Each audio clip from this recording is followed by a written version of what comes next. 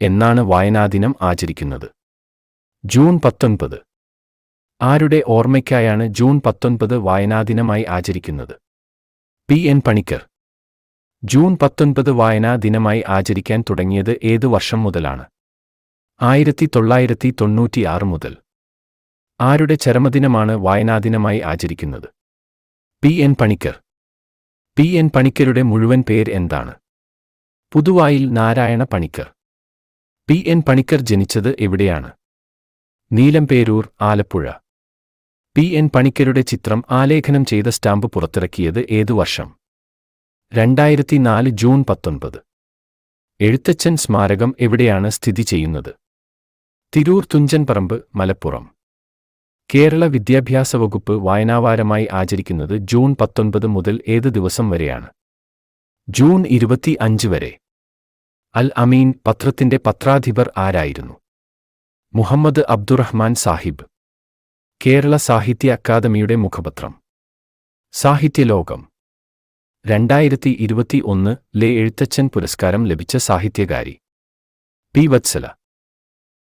2021 വയലാർ പുരസ്കാരം ലഭിച്ച മാന്തളിരിലെ 20 കമ്മ്യൂണിസ്റ്റ് വർഷങ്ങൾ എന്ന കൃതിയുടെ രചയിതാവ്? ബെന്യാമിൻ. 2020 ജ്ഞാനപീഠ പുരസ്കാര ജേതാവ്? നീൽമണി ഫൂക്കൻ, ആസാമീസ് കവി. 2021 ജ്ഞാനപീഠ പുരസ്കാരം ലഭിച്ച ഗോവൻ നോവലിസ്റ്റ്? ദാമോദർ മൗസോ. കേന്ദ്ര സാഹിത്യ അക്കാദമി ഫെല്ലോഷിപ്പ് ലഭിച്ച ആറാമത്തെ മലയാളി? ഡോ. എം. ലീലാവതി. ബാലസാഹിത്യ പുരസ്കാരമായ Parag big little book prize ലഭിച്ച മലയാളി? Professor S. ശിവദാസ്. 2021 ഓടക്കുഴൽ പുരസ്കാരം ലഭിച്ച ബുധിനി എന്ന നോവലിന്റെ രചയിതാവ്? Sara Joseph. 2021 കേന്ദ്ര സാഹിത്യ അക്കാദമി അവാർഡ് ലഭിച്ച മലയാളത്തിലെ മികച്ച കൃതി? ഹൃദയരാഗങ്ങൾ, ആത്മകഥ. രചയിതാവ് ജോർജ് ഓണക്കൂർ.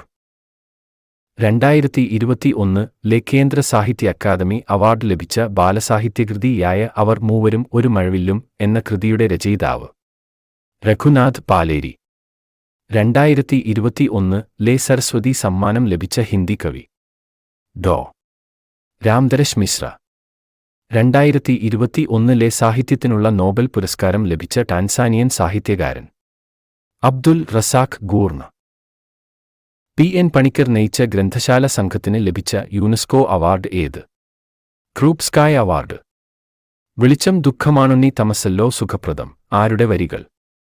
അക്കിത്തം അച്യുതൻ നമ്പൂതിരി. കേരളത്തിന്റെ ഭരണഭാഷ ഏതാണ്? മലയാളം.